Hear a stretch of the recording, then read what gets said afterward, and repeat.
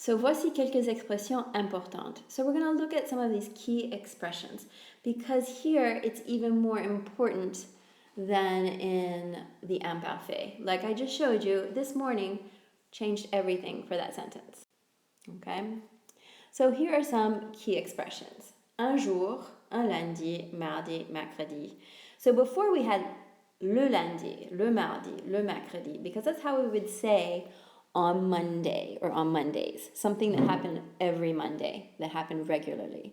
But if it happened one day or one Monday, or if I give you a specific Monday, lundi, le 15 janvier, Monday, the 15th of January, okay? When I give you a date, any kind of date, it can be broad, like en 1998, in 1998, or it can be specific, le 3 mars, the 3rd of March, okay? Now we learned that when you tell time in the past, okay, you're using the verb être and you're using the imparfait. But when you're giving a certain time that something else happens, you are limiting the other action in time. That might be a little bit confusing. So let me explain that a little bit better. So if I were to say it was 8 o'clock, il était 8 heures. Then we would use être, it would be a description, it would be the imperfect. But if I was to say, at 8 o'clock, I ate candy, okay? The I ate candy part is something that's finished. So, j'ai mangé des bonbons. And everybody loves bonbons. Okay, so let's look at two examples. Le 14 juin, mes tantes sont allées en Égypte. Okay? Entre 14h et 14h30, j'ai reçu le paquet. So look at both of these sentences, find the verbs, and try to figure out why they are in the passé composé. So in the first sentence, le 14 juin, the 14th of June, or June 14th, I am giving you a specific day, okay? And even without that, normally, mes tantes sont allées en Égypte. My aunts went to Egypt. They just went. It's really hard to stretch that out, okay? Now let's see if you found the verb in the second sentence, okay? Did you find ai reçu? That's an irregular verb for recevoir, to receive.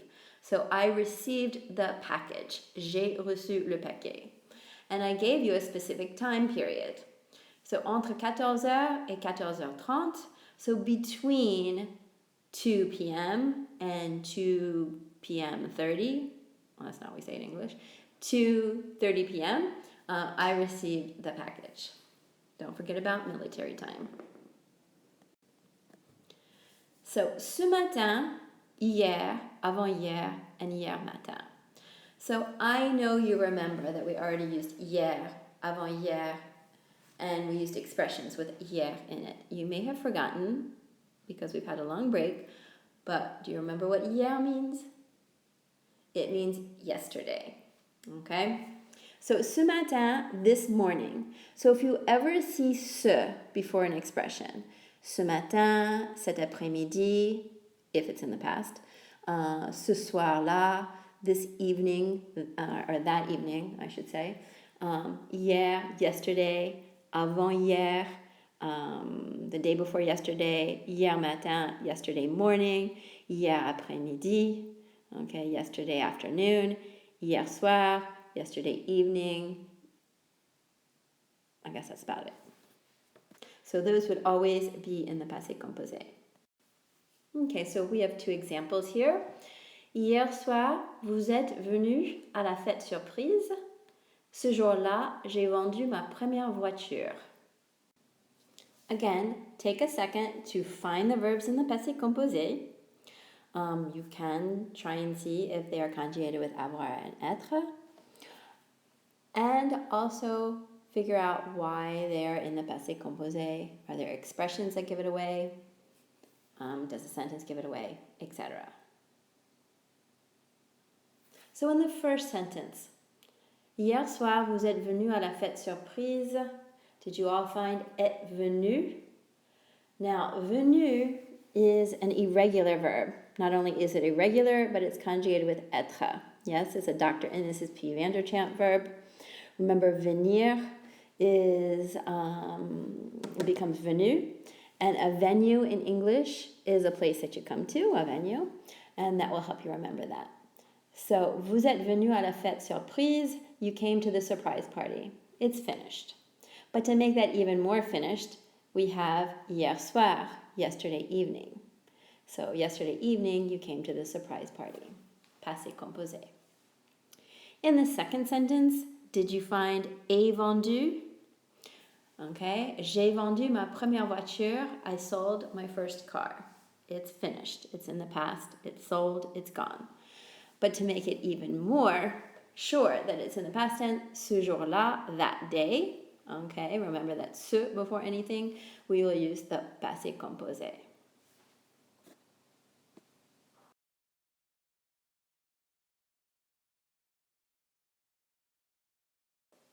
Une, deux, trois fois, plusieurs fois.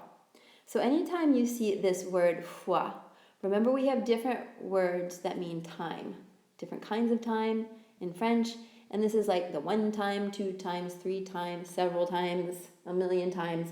It doesn't matter how many times. If you say that you did it a limited number of times, even if that's a million, it is in the passé composé. Okay? So, nous avons vu Harry Potter 15 fois. Look at that. See if you can figure out what your passé composé is. See if you can figure out the sentence. So, we saw Harry Potter 15 times. Avons vu, we saw. Okay? We must have really liked it because we saw it 15 times. Now, usually it's just one or two times. But even if it's 15 times, it's the passé composé. So here are some expressions that we need to make sure you recognize. Tout à coup, okay, soudain, soudainement. All of those mean suddenly or all of a sudden. They're pretty much the same thing, okay? And that, you know for sure, is finished in time, and it is the passé composé.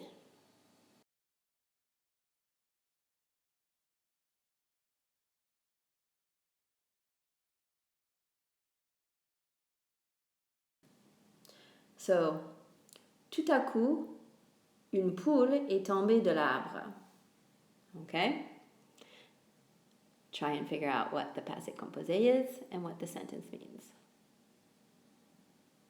So, all of a sudden, something happened. Did you figure out what? A hen fell from the tree. Now, what other indication besides the verb être makes you realize that this is an être verb? Okay, une poule est tombée. Okay, it's conjugated with être, est, but in addition, we have that agreement because être verbs have agreement. Because une poule, okay, that's a female chicken, you have an I. Okay, so now get both sets of notes, both on the imparfait and the passé composé, and get ready to choose between the two of them.